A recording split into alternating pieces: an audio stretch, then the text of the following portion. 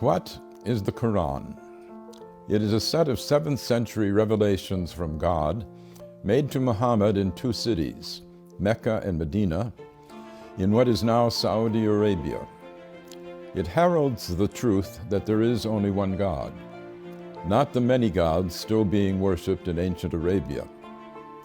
Of course, this was not the earliest revelation that there is only one God. That had been taught in Hebrew to the Jews and in Greek to the Christians before it was taught to Muslims in Arabic. These 3 sets of revelation set apart the people of the book, each with their own special covenant from the same God. There is only one. We believers in one God are on the same team, as it were, and should protect one another's places of worship, listed in the Quran as monasteries, churches, synagogues, and mosques, where God's name is much invoked. The Quran does not confine God's action to the formal covenants of religion.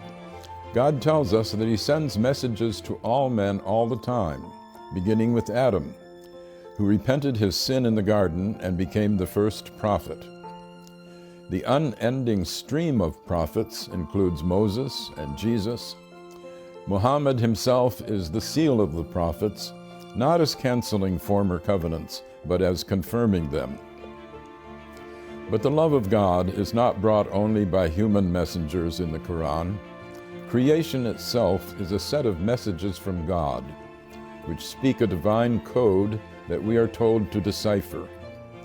God's intent can be seen in the beauty and power of the universe.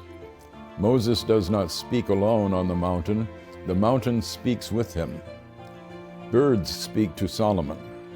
The world is constantly signaling to us, bringing us insights into the beauty and power of its maker. This should call us to a reverence for God's handiwork, an important message for our ecologically challenged era. The Quran has more of poetry in it than of legislation.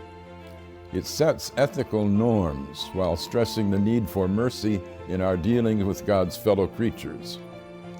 Force is allowed only for self-defense and never as a way of spreading religion.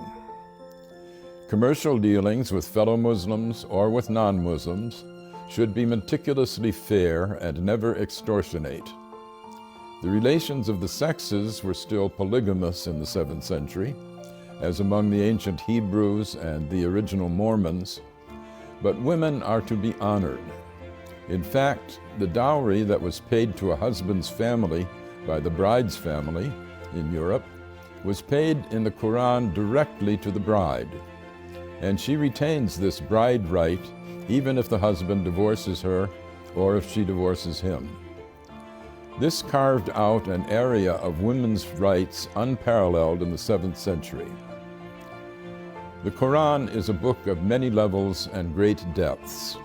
Even non-Muslims can learn from it, as Pope Francis has proclaimed. I am Gary Wills for the Amirstein Center.